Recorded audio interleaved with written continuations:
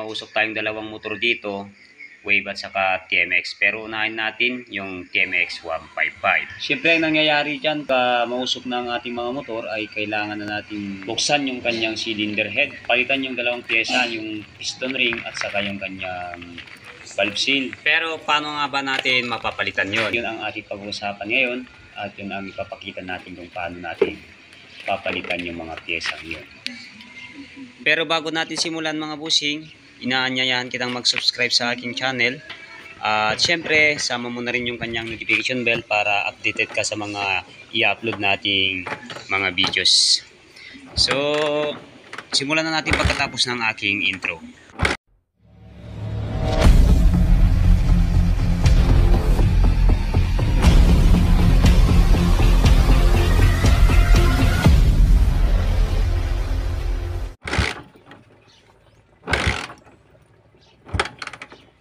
Pwede ba kasi unin na? Ayaw na rin umandar, nagkakomplikasyon na yata sa tagal nang hindi napaandar o ginamit. Halos 2 taon yata itong hindi pinandar eh. So, mas lalong dumami yung kanyang sakit. Pero ang topic natin dito ay yung kanyang mausok na tambocho. Dahil bago pa in-stock ay bumubuga na ng langis at mausok na yung kanyang tambocho.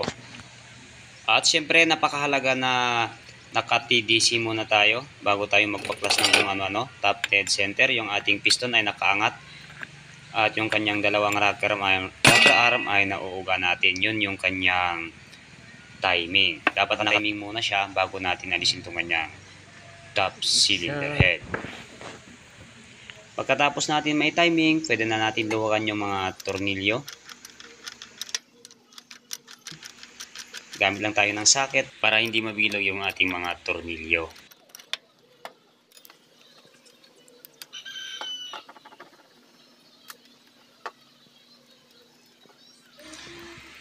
At pag naluwagan na natin to, pwede na natin siyang alisin yung kanyang rocker arm at pati na yung kanyang post rod. Pero isang tip mga busing, kung tandaan nyo kung saan nyo hinugot yung dalawang post rod at doon nyo din ibabalik. Kung hanggat maaari, hindi dapat magkabaliktad yung ating post rod. At pagkatapos natin maalis yung kanyang post rod, pwede natin iangat tong kanyang cylinder head. Kung medyo nahirapan kayong mag-angat, gamit na lang kayo ng flat screw.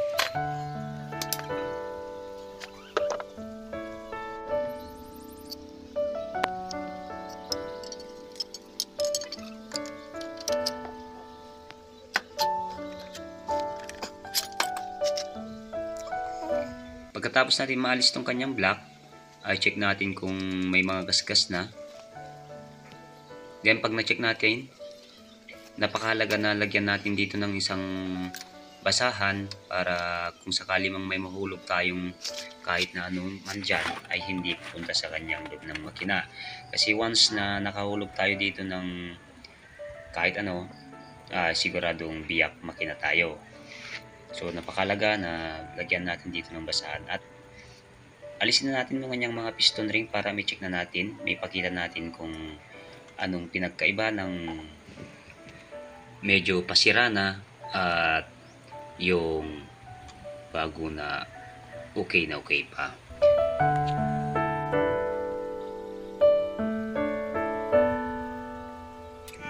Napakalaga din na i-check nyo yung kanyang cylinder block. Kung may malalalim ng gasgas ay kailangan ng i-reborn o palitan.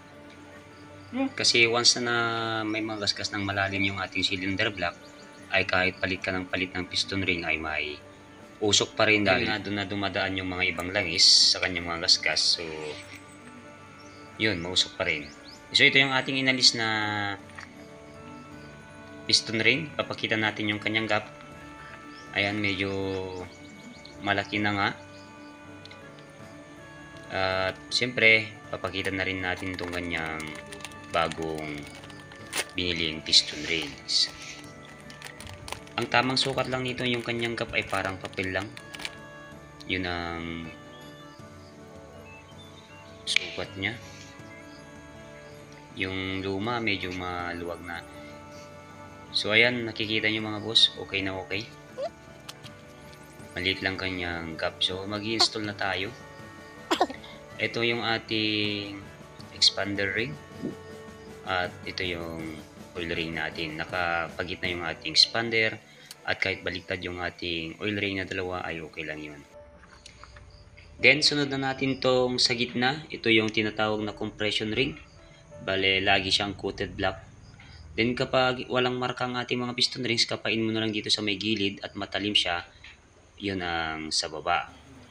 At ito yung ating mag-slap, laging mag-slap to sa taas, yung top ring natin. Pwedeng baliktad to, pero may marka naman siya, makikita mo naman dyan. May marka, kagaya nito may marka, yan ang papaibabaw natin. At ganito nga yung position niya, yung coated sa gitna. At ilagay na natin tong compression ring sa gitna to mga bushing, sa gitna ng ating piston.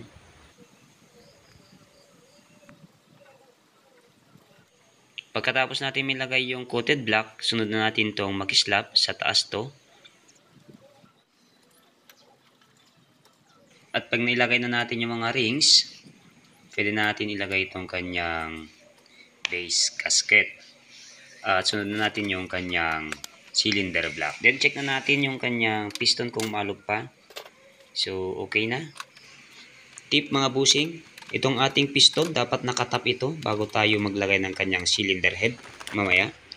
At pagkatapos natin maitap yung ating piston, magpapalit na tayo ng valve. Pero bago natin malis yung umapalitan yan, kailangan muna natin baklasin itong kanyang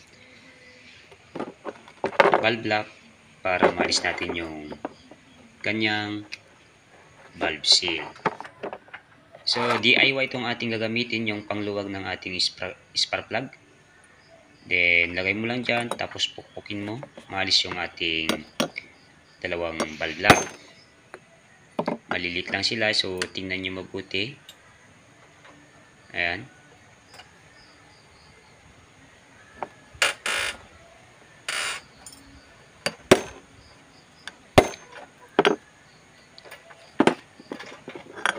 At pag nalis na natin itong kanyang dalawang valve lock, ay pwede natin alisin itong kanyang spring at itong kanyang lock na spacer.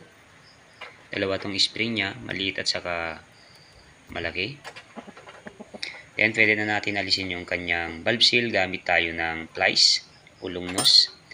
Ito yung kanyang valve seal, kailangan natin hugutin yan para mapalitan dahil siguradong may punit na yan, kaya mayroon na siyang napapakawalan na langis, kaya umuusik na rin yung ating tambutso.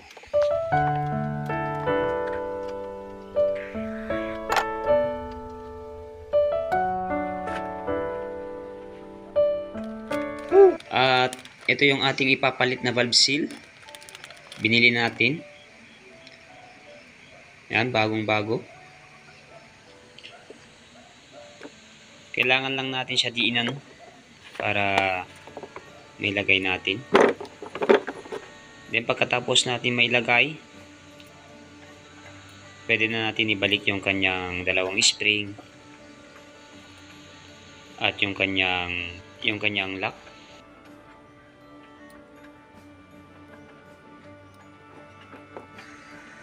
At syempre, para mailagay natin yung kanyang lock sa kanyang tamang posisyon, ay kailangan lang natin idiin ng mabuti itong kanyang spring para mag-lock siya. Ayan. So ganito lang kadali mga bus. At syempre, dahil dalawa itong ating valve, kailangan din natin palitan yung isa.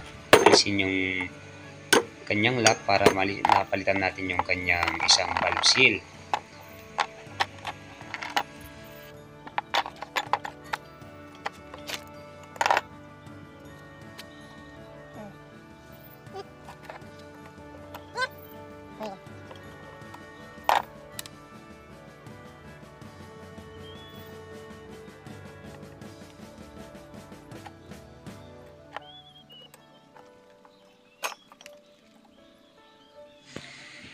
Ulitin ko lang mga busing, Pagka pinatong natin to, dapat nakaangat yung ating piston dahil yun yung kanyang timing. Then pagka nailagay na natin yung kanyang dalawang valve seal at itong kanyang cylinder head, pwede natin ilagay yung mga tornilyo para matest na natin mamaya. At syempre yung kanyang dalawang push rod, remind ko lang din, dapat kung saan nyo hinugot, doon nyo din dapat ibalik.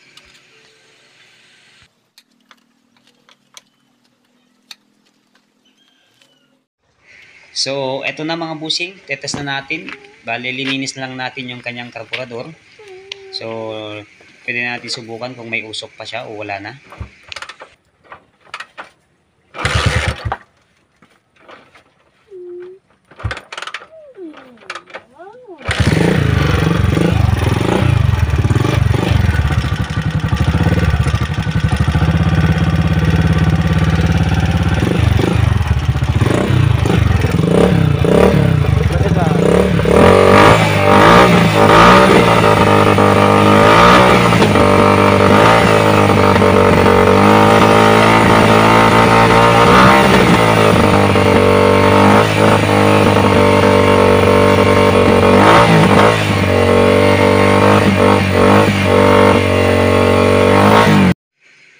Okay na mga busing, salamat at sana may nitulong na naman ako. God bless sa ating lahat.